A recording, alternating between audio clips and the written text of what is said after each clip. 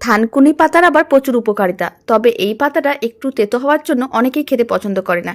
এইভাবে একবার বাড়িতে বানিয়ে দেখতে পারেন, ছোট থেকে বড় যে কেউ খুবই পছন্দ করবে। প্রথমে পাতাগুলোকে জল দিয়ে খুব ভালো করে ধুয়ে নিতে হবে, তারপরে পাতাগুলোকে এইভাবে এক জায়গায় করে নিতে হবে।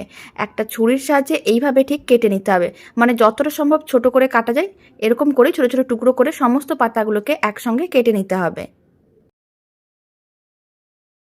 সমস্ত পাতাগুলোকে কেটে নেওয়ার পরে এবার একটা মিক্সিং বোলের মধ্যে নিয়ে নিতে হবে। তার মধ্যে দিতে হবে দুটো মিডিয়াম সাইজের কুচনো পেঁয়াজ। এবার অল্প একটু কালো জিরে দিয়ে দিলাম, আর আমি দিয়ে দিচ্ছি অল্প একটু লবণ, সামান্য পরিমাণ মানে স্বাদ অনুযায়ী লবণ দিতে হবে। আর অল্প একটু হলুদ গুঁড়ো দিতে হবে, আর দিতে হবে অল্প করে একটু লঙ্কার গুঁড়ো। আপনারা চাইলে কুচনো কাঁচা লঙ্কাও দিতে পারেন। আর সামান্য পরিমাণ চিনি দিলাম, এতে খেতে অনেক বেশি ভালো লাগবে। এবার 1 চামচের মতন দিলাম চালের গুঁড়ো, চালের গুঁড়ো না থাকলে নাও দিতে পারেন। আর আমি দিয়ে দিচ্ছি 2 চামচের মতন বেসন। বেসন প্রথমে অনেকটা দিলাম না, প্রথমে 2 চামচ দিলাম। এবার সমস্ত কিছু ভালো করে মিশিয়ে নিতে হবে। এইভাবে প্রথমে শুকনো করে মিশিয়ে নিয়েছিলাম, এবার অল্প করে জল ছড়িয়ে দেবো। আবারও খুব ভালো করে একসঙ্গে মিশিয়ে একটা টাইট মিশ্রণ রেডি করতে হবে। আর এইভাবেই কিন্তু সমস্ত কিছু ভালো করে মিশিয়ে নিতে হবে। এখন আমি আরও অল্প একটু বেসন দিচ্ছি, কারণ সমস্ত কিছু ভালো করে মেশানো যায়নি, তাই অল্প করে আবারও বেসন দিয়ে দিলাম। আবারও একইভাবে সমস্ত কিছু ভালো করে মিশিয়ে নিতে হবে।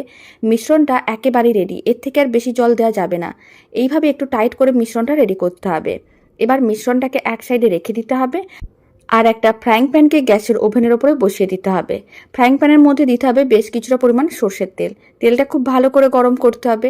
তেল যখন খুব ভালো করে গরম করা হয়ে যাবে, অল্প করে মিশ্রণ হাতের মুঠোর মধ্যে নিতে হবে, আর এইভাবে প্রেস করে চ্যাপটা করে নিতে হবে। তারপরে গরম তেলের মধ্যে দিয়ে দিতে হবে, আর একইভাবে সমস্ত মিশ্রণটা অল্প অল্প করে নিতে হবে, আর প্রেস করে চ্যাপটা করে তারপরে কিন্তু গরম তেলের মধ্যে দিয়ে দিতে হবে। ফ্লেমটা মিডিয়ামে রেখে উল্টে পাল্টে বড়াগুলোকে বেশ লাল লাল করে ভেজে নিতে হবে।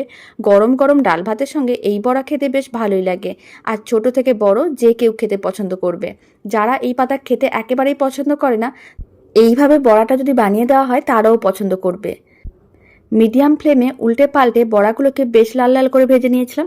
এবার তুলে একটা প্লেটের মধ্যে রেখে দিচ্ছি।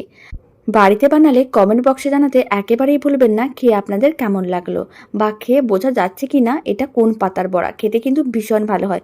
গরম ডাল ভাতের সঙ্গে এরকমই বড়া থাকলে আশা করি অন্য কিছুর প্রয়োজনও পড়বে না। রেসিপিটা আমি এখানে শেষ করছি। আপনারা সবাই ভালো থাকবেন, সুস্থ থাকবেন। আর রেসিপিটি ভালো লেগে থাকলে পেজটিকে ফলো করে নেওয়ার অনুরোধ রইল।